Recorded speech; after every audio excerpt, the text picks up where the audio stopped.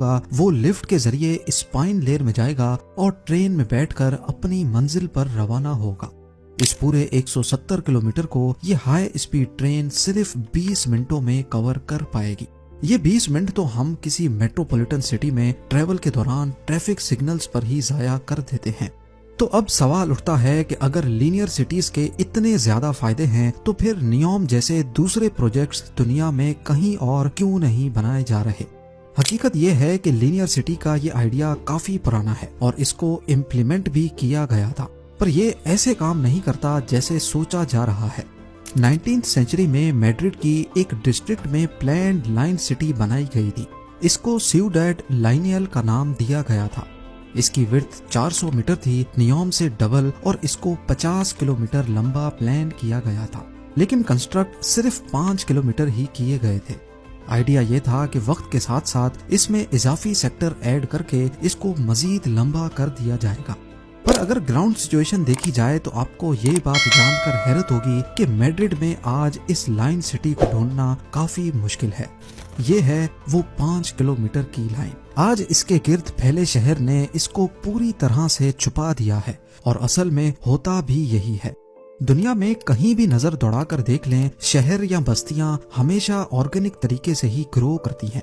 लोग अपनी रिक्वायरमेंट्स के हिसाब से किसी जगह पर आकर बसते हैं और फिर शहर उस पॉइंट के गिर्द फैलना शुरू करता है।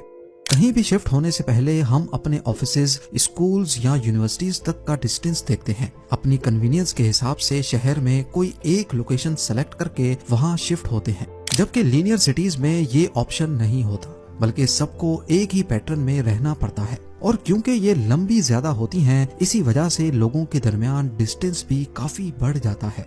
मैड्रिड की लाइन सिटी में भी कुछ ऐसा ही हुआ था। ये लोगों की रिक्वायरमेंट्स पर पूरा नहीं उतर सकी, जिसकी वजह से ये आगे तो नहीं बढ़ पाई बल्कि फैलना शुरू हो गई।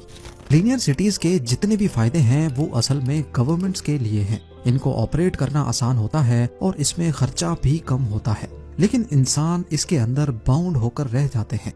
और सबसे बढ़कर लाइन सिटी कितनी ही लंबी क्यों ना हो, लेकिन बाहर की दुनिया पे डिपेंडेंट ही रहती है।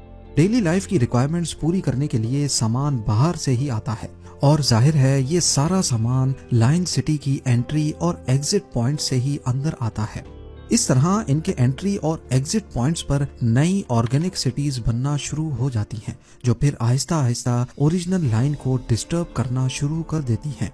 मैड्रिड के अलावा भी कई और मुल्कों में लाइन सिटीज के प्रपोजल दिए गए थे, लेकिन वो कभी कंप्लीट ही नहीं हो पाए या फिर उनकी कंस्ट्रक्शन से पहले ही प्रोजेक्ट कैंसिल हो गए।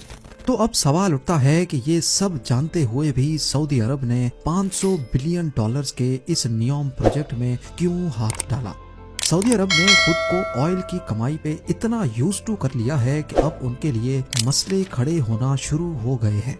जहां दूसरी अरब कंट्रीज ने बहुत पहले से ही ये खतरा भांप लिया था और अपनी इकोनॉमीज को टूरिज्म की तरफ डाइवर्ट कर दिया था, वहीं एक्सपर्ट्स का मानना है कि सऊदी अरब को आने वाला खतरा वक्त पर नजर नहीं आया। एस्टीमेट्स के मुताबिक 2050 के आसपास अर्थ के तमाम फॉसल फ्यूल रिजर्व्स खत्म हो जाएंगे और इस आने वाली मुसीबत में सबसे ज्यादा सऊदी अरब को अफेक्ट होने वाली है। यही वजह है कि दुनिया तेजी से इलेक्ट्रिक कार्स या ग्रीन एनर्जी की तरफ जा रही है। सऊदी अरब, जिसकी 95% इकोनॉमी चल ही ऑयल की वजह से रही है, अब उनकी ये डिपेंडेंसी गले का हार बन चुकी है। एक्सपर्ट्स का ख्याल है कि इस डिपेंडेंसी से निकलने के लिए और सऊदी इकोनॉमी को टूरिज्म और टेक्नोलॉजी पर डाइवर्ट करने के लिए ही क्राउन प्रिंस ने ये कदम उठाया है। सऊदी का मेन सोर्स ऑफ इनकम है सऊदी अरामको, जिसकी कुल मालियत $2 ट्रिलियन है। पर ये पैसे तो ऑयल कंपनी की वर्थ है, जो इनको हर साल $120 बिलियन का प्रॉफिट जनरेट करके देती है, जिसमें से करीब 70 बिलियन तो कंट्री के खर्चों में बजट की सूरत में चले जाते हैं। पीछे बचते हैं $50 बिलियन। यानी अगले 10 सालों तक अगर यही प्रॉफिट बरकरार रहा, तब जाकर सऊदी नियोम के $500 बिलियन का खर्चा बर्दाश्त कर पाएगा। और अगर किसी वजह से ये प्रोजेक्ट फेल हो गया तो फिर सऊदी अरब के पास अपनी इकोनॉमी को डाइवर्ट करने का, दूसरे इनकम रिसोर्सेज ढूंढने का वक्त नहीं बचेगा। आपका इस बारे में क्या ख्याल है, मुझे कमेंट सेक्शन में जरूर बताइएगा। امید ہے زیم ٹی وی کی یہ ویڈیو بھی آپ لوگ بھرپور لائک اور شیئر کریں گے۔ آپ لوگوں کے پیار بھرے کامنٹس کا بے حد شکریہ۔ ملتے ہیں اگلی شاندار ویڈیو میں۔